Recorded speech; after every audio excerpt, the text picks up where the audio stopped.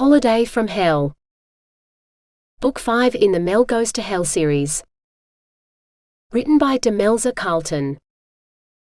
Autonarrated by AI Charlotte from Google. 1. Tears streamed freely down Keiko's face. It was an honor to have met you, Mia-san. I only wish you could have stayed longer. Mel caught Koyan's fleeting smile and tried not to laugh at the siren's disappointment. She leaned close to the girl and hugged her. If you want something from the Indian Ocean, you must first offer their leader, Sirena, a favor that creates a deep debt. Send your brother to provide a service that no one else can. The girl's eyes shone, unshed tears shimmering over her resurrected smile. Thank you, Mia-san. You already have my gratitude, Muriel-sama, and my deepest apologies for taking your precious time when you are needed elsewhere. Koyan lowered his eyes and bowed deeply again. Mel could feel his shame at the need to call for help. She touched his cheek, not breaking the contact as he straightened to face her. I help where it is needed. There is no shame in it. None of us are perfect. Thank you for your care and hospitality. I hope we may meet for longer next time. It was her turn to bow, though just a shallow bob of her head. Be well, take care and travel safe, Mia-san, Koyan replied.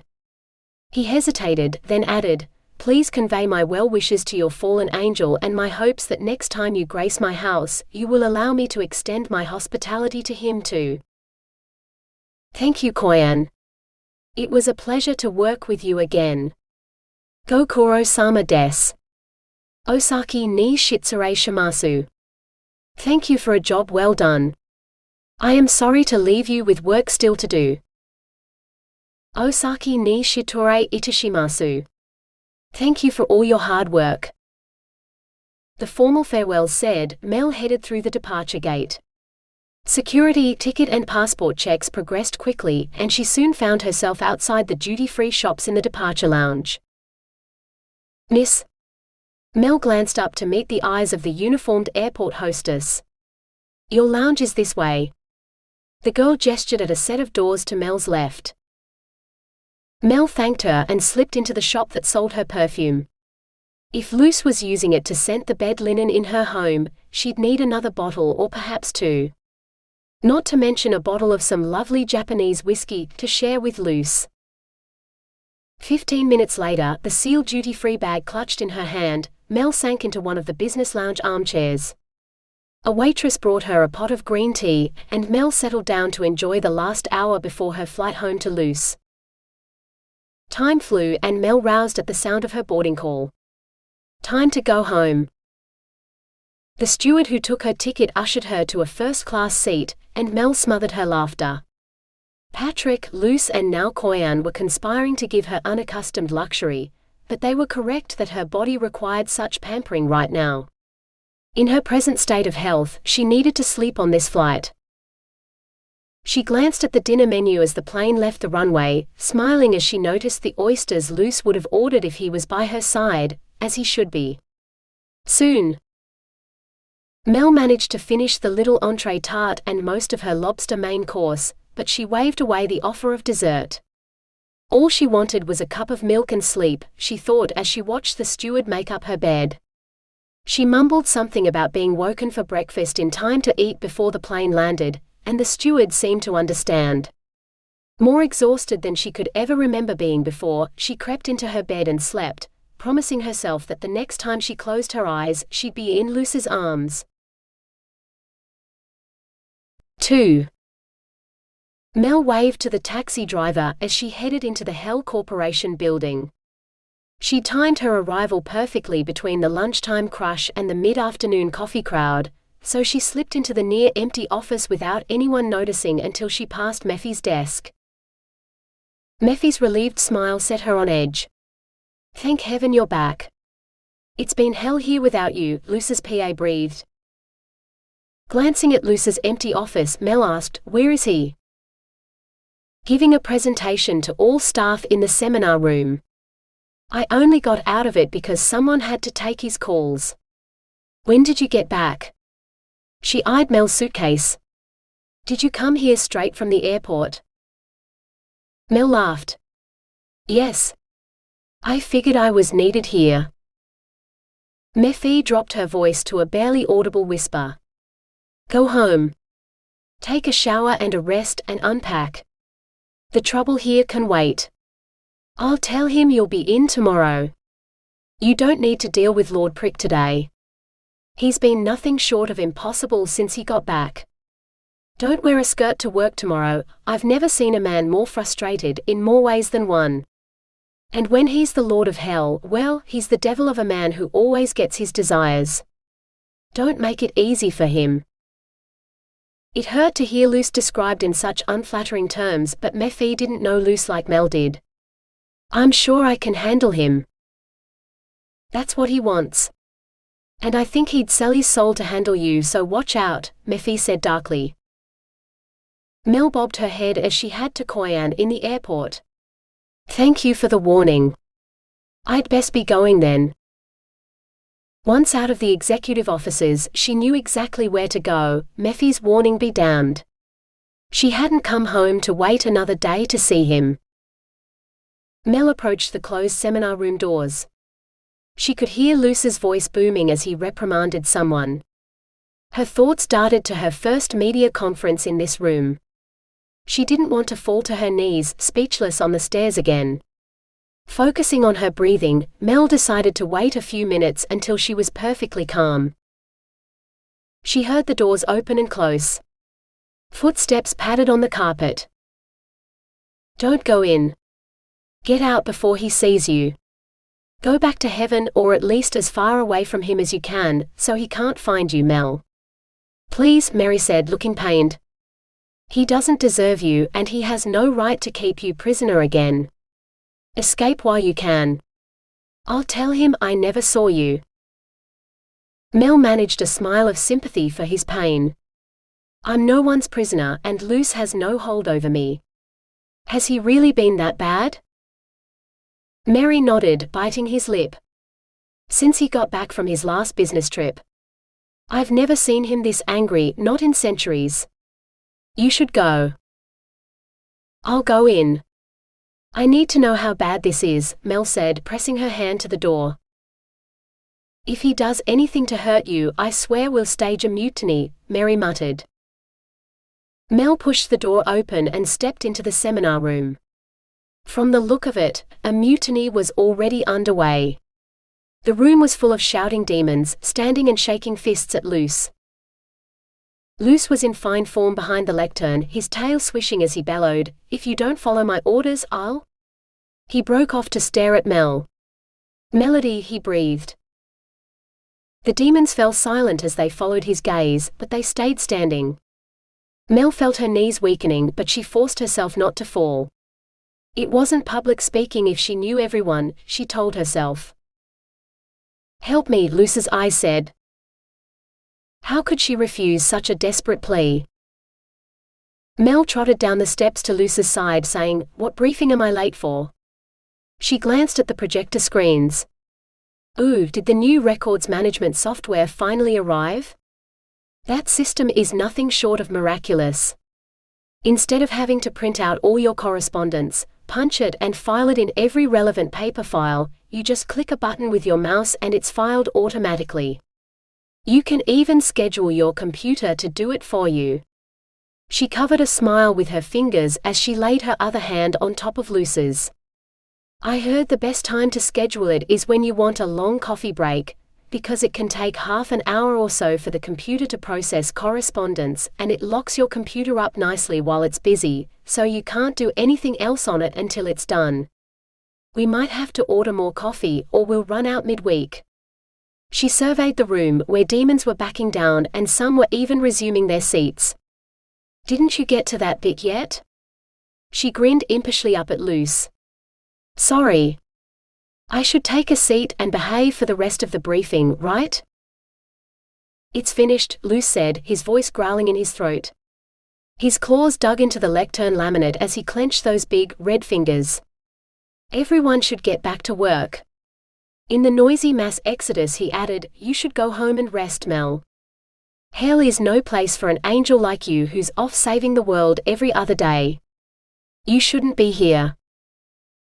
Mel waited for the last demon to leave before she said, "Yes, I should. I've missed you, Luce." She touched her lips to his in a gentle kiss before she glanced down. "I must admit, you look pretty happy to see me too. So, when did you stop wearing pants to the office? You're hardly keeping a low profile among humans in this form." He looked uncomfortable. "The imps made an illusion so humans see me as just a man in a suit. The demons, they're restless and insubordinate. Looking like this, I can still scare them into following orders. Most of the time. It's so hard, Mel. I don't know what's happening." He sank to the floor, his head in his hands. Mel dropped to her knees beside him. "It's a good thing I'm home early to help you then." She spread her arms wide in an invitation. He grasped her in a desperate hug, pressing his face against her breast. "God, Mel, you don't know how good it is to see you again. I'm so sorry for messing up in Japan. I thought I was helping, but I just don't know how to do what you do. It's so much easier to slip into my old ways, and I feel like it'll take forever for me to learn enough to be able to help you. And that woman, God, that woman, I didn't even want to touch her. I was trying to help you, if you can believe that." "I know. Truly I know. You meant well, Luce, which is what matters. The consequences are, humans have free will. They can always reject what I have to offer and accept what's worst for them." She pressed her lips to the top of his head, kissing the sensitive skin at the base of each of his horns as her fingers stroked the hot red skin down his spine. Did he have any idea how soothing the contact was for her? "I never realized how much I'd miss you, my love. It hurt not to have you with me. We're together now. I'll help you put this place right. Everything will work out for the best, I promise." He tilted his head up. "You're such a sweet angel, Mel. Too good for me, but I don't know what I'd do without you." He kissed her with passion and need so thick she could taste it. Her exhaustion seemed to lift like a fading fog as the warmth of his love flooded her soul. It wasn't possible, souls couldn't directly share energy like this, surely. She'd never heard of such a thing, but she'd never bonded with another soul, either. Was it the bond they shared, or simply the power of Luce's love for her? He wasn't just healing her body, he was restoring her soul. The air around them had a distinct ripple in its energy, just like the disturbance she'd noticed in Patrick's flat when they'd been talking about her trip through hell. What if?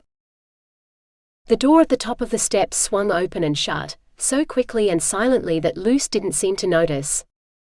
Mel wondered who had seen their intimate exchange, but she dismissed the thought. Luce needed her now, his minions didn't matter for the moment. "First, you need to present an image that's far more in control than you are now," Mel began, concentrating on his body. Under her fingers, his ruddy skin paled to a light tan, softening with every stroke. "Still sexy, but you should be wearing a suit, not simply an illusion of one." Her eyes lingered on the naked man in her arms before she clothed him carefully. "I'm sorry, I can't do black, just gray. If you really want to look dark and demonic, you'll have to fix that." She rose and stretched her hand out. "If you wish to accompany me, you'll have to rise with me, my love. I'm planning on spending the afternoon relaxing, anywhere but here. No matter what state it's in, your corporation can wait, for I won't do any more for it today. What's your afternoon schedule look like?" Luce grinned and grasped her hand, leaping lightly to his feet. The suave, suited CEO brushed imaginary dust from his jacket. "You know I'm at your command. For you, I'll happily wipe my desk and my schedule clean. I'll phone Meffy and tell her I'm taking the rest of the day off." He whipped his phone out of his back pocket, and Mel wondered where he'd kept it when he wasn't wearing pants. "Unless you'd like to book a very long afternoon meeting. We can lock my office door, I can lay you on the desk, fall to my knees and thank you properly for being my angel, for simply being here, and anything else I can think of. I'll pass on the dirty desk, Luce. Take me home." 3. Here, let me take that. Luce lifted Mel's suitcase out of the car and wheeled it along behind him, holding out his free hand for Mel's. Just the warmth of her fingers laced through his was a taste of heaven.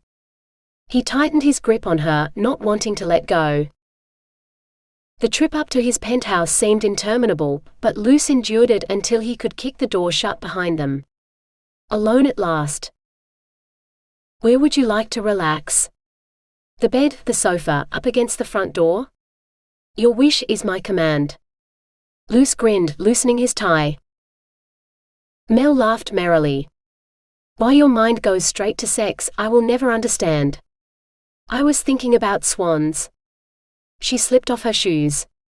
I'd like to take a leisurely walk to go feed the swans. I stopped in at the bakery downstairs from your office, so I have the dark seedy rolls they like, and now I have you all afternoon. I want to take you with me. Sighing inwardly, Luce adjusted himself. Maybe she'd be up for sex later. An idea sparked and he said, how about we head down to the foreshore where we had the Christmas party last year? That swan you kissed is probably pining away for you. Mel sank onto the tiles, fishing through her suitcase for what turned out to be a pair of sneakers and some socks. Or he's bragged to every swan he knows about the tasty CEO he sampled, and he's hanging out for more. She laughed at the look on his face. Don't worry, Luce, I'll protect you. I think Matilda Bay is a wonderful idea. You might want to get changed into something a little more casual though. Luce hurried to do just that, finishing with lacing up his black sneakers before he said, let's go feed my fingers to the swans. Mel laughed as she took his hand and they headed downstairs together. The light breeze pulled wisps of hair from Mel's braid and the spring sunlight turned the loose strands into a glowing halo. Even the weather wanted to caress his perfect angel. The cafe was closing as they reached it, but Mel didn't seem to mind. She led the way to the same bench they'd used at the office Christmas party, and Luce wasn't surprised when she tucked her skirt beneath her to sit in precisely the same spot where he'd found her feeding the swans then. A drift of swans by the river's edge turned their heads to stare at her, but only one ambled over.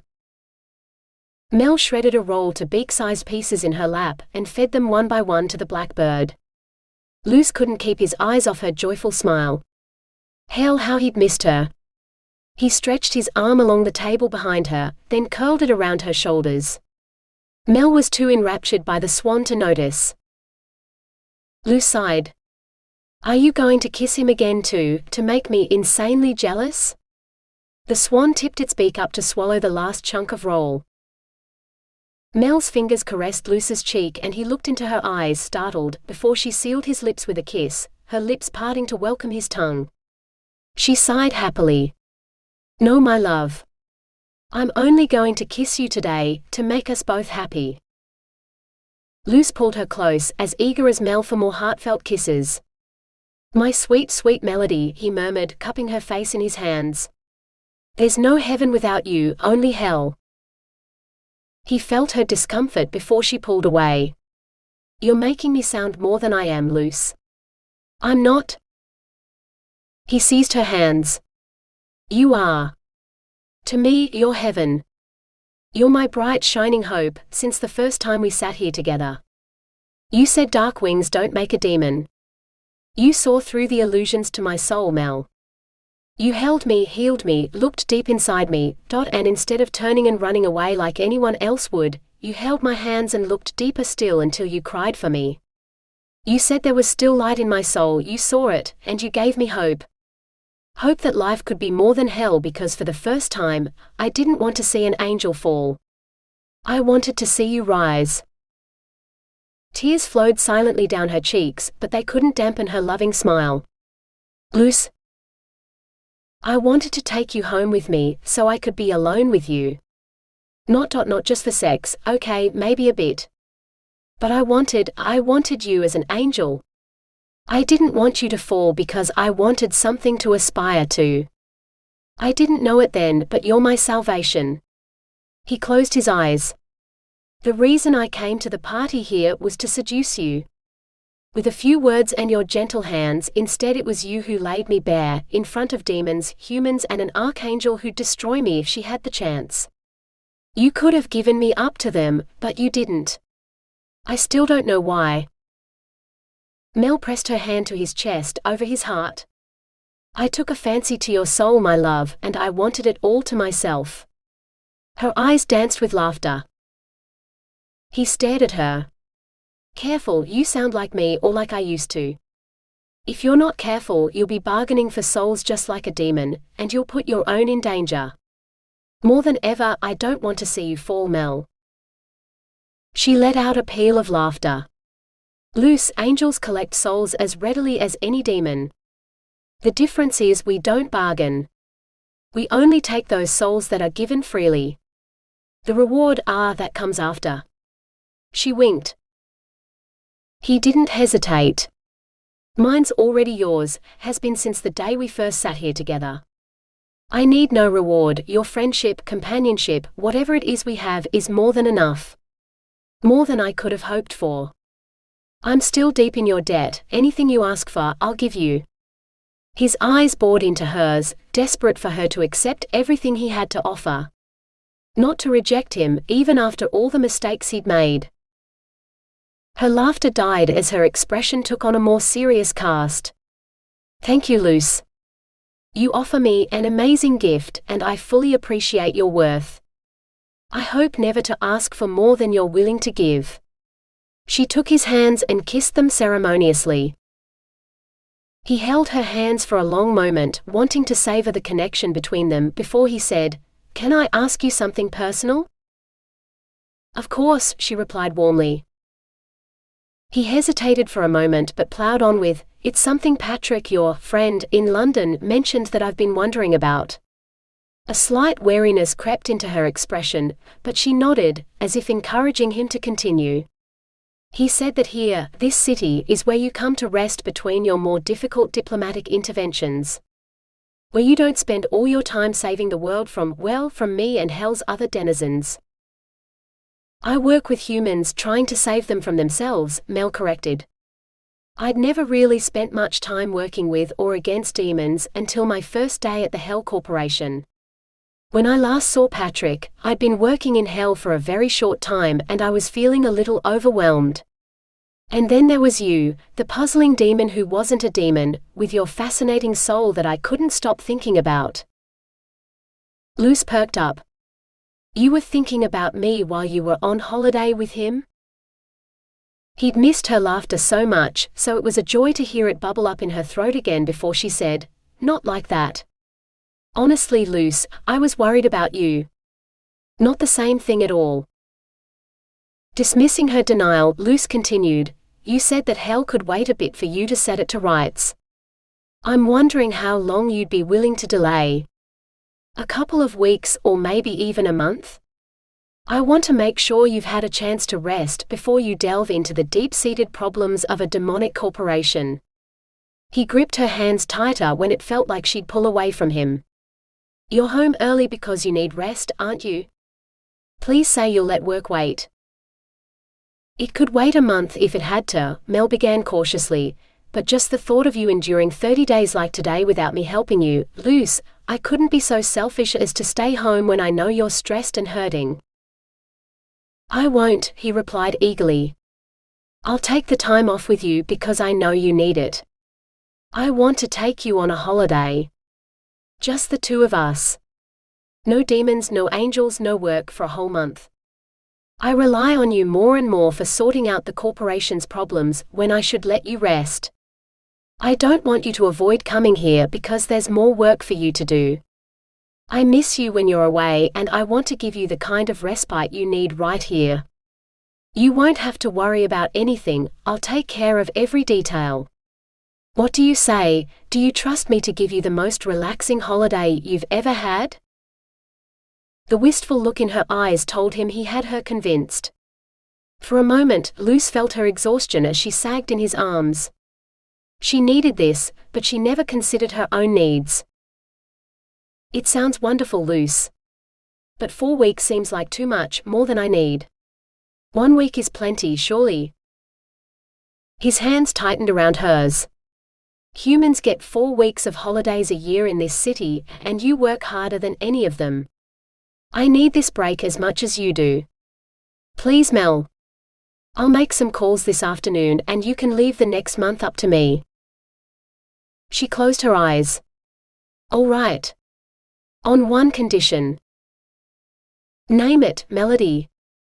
I'd do anything for you, you know that. Mel's wicked smile sent his heart racing. You make your calls and arrangements tomorrow, not today. Today, I was hoping you'd join me for dinner in a restaurant that does oysters just the way you like them. For tonight, you're going to need them. Luce grinned. His angel had been thinking about sex, or maybe just reading his mind. I'll call ahead and have dinner delivered to our apartment. After that, your wish is my command and it'll be a pleasure indeed. 4. The steamy shower screen blurred her body's silhouette, leaving him aching for Mel in more places than he felt should be capable of feeling anything. Without thinking, Luce stripped swiftly and opened the shower door. May I join you? He asked, eyeing the water cascading down her hair. Mel lifted her eyes. I was just finishing up, but if you want. Luce didn't wait. He stepped in behind her, clicked the door shut, and pulled her body tight against his. She seemed to sense his inner turmoil as she laid a sympathetic hand on his arm. What's wrong, my love? I need you. I need to feel you close to me. I've missed you so much while you've been away, it's been a constant ache in my heart. What's this bond we have for, except leaving me bereft when you're not here? He hated the lost sound of his voice. I've missed you too, you know, but through the bond between us, I could reach out and sense your feelings if I needed to feel close to you. Can't you sense mine at all? Mel squirmed in his arms until she could look into his eyes. Luce, tell me you can feel how much I love you. He tried. God, he tried. He didn't dare tell her how badly he'd failed, but the anguish in his eyes must have told her anyway. Mel's fierce kiss brought with it the wave of sensation he'd sought. Now her love washed over him, enveloping him in welcoming warmth that brought tears to his eyes. Melody. Her warmth vanished the moment his lips left hers, leaving him horribly alone, even with her in his arms. Hold on, Luce. Tell me what it felt like. He struggled to find the right words. Heaven. It felt like my first dawn in heaven, where the first rays of world-warming sunlight touched me, followed by the full blaze of the sun accepting me as her own and a part of her. And then gone, plunged into icy cold rock that. Luce's voice died, but it was too late. He'd already summoned the memory of his first fall into hell. Mel's voice was deep and calm. Focus on the first part. Not your fall, my love. Dawn, the sun, the warmth, I hold it all in my heart for you. All you need to do is reach out to claim it, and it will always be yours. He reached, God, he reached, but it was like trying to grasp the slippery bar of soap. No, harder than that. Like trying to catch a squirt of Mel's shower gel in just his fingers. He clutched her closer. I'm sorry, Mel, I can't. I can't. It's all right, I'll help you, my love, she murmured between kisses. Each sweet touch of her lips brought him a breath of the warmth he remembered, buoying his spirits a little. We need SPTLK. The imp appeared, perched on top of the towel rail. An ideal vantage point to see both them and their reflections in the bathroom mirror, Luce realized, wondering if SPTLK had been watching them. The imp flashed his teeth in a wicked grin as he glanced at Luce, before giving Mel his full attention. Respect, lady. Respond to summons. He lifted a towel from the rail and bowed as he offered it to Mel. Luce wrenched at the taps to turn the water off and grabbed a towel to dry himself. It was one thing for the imp to watch him giving pleasure to Mel, but it was another entirely to see him at his most vulnerable. He hoped Mel knew what she was doing, bringing the imp leader into their private business. SPTLK enjoyed causing trouble far too much for Luce's liking. Mel wrapped her towel around her torso, tucking a corner in so that it hugged her like a strapless dress. SPTLK, I want you to let Luce see through illusions like I can. But lady... The imp hadn't mentioned payment, Luce realized. Mel, he didn't say what he expects in return. They never do favors for free. Unthinkable disrespect, asking lady for payment. Honored to serve. Lord offers lady deep disrespect. Must pay. The imp's soul voice sounded like a snarl in Luce's head, the first time he'd ever heard one of them angry. I have plenty of respect for Mel, Luce protested. You never do anything for me without payment, so I thought. Lord far beneath lady. Never be her equal. The imp flooded Luce's mind with intimate images of himself and Mel, in sexual situations Luce wouldn't have dared to ask her about. Has Lord repaid lady for disrespect in hell? Luce wished he could lie. Instead he stomped out of the bathroom. He glanced over his shoulder as he reached the couch and was incensed to find that both Mel and the imp had followed him. The explicit images the imp projected grew even more imaginative. Mel's gentle laughter surprised them both. Oh, that's sweet. You asked SPTLK to do something that contradicted my order, and the payment he asked for the service was in very personal services to me? Luce, you should have said. And I thought all the offers of sex were just your rampant libido. SPTLK sniggered as Luce forced his mind to go blank. SPTLK, I need him to be able to see with no illusions at all. Remove them please, Mel finished. As lady wishes. The imp bowed and Mel's body dissolved into dust, leaving just a glittering cloud where Mel had been standing only a moment before. Mel? Luce choked out. His legs felt heavy and he fell to his knees, bowing so low his forehead touched the floorboards.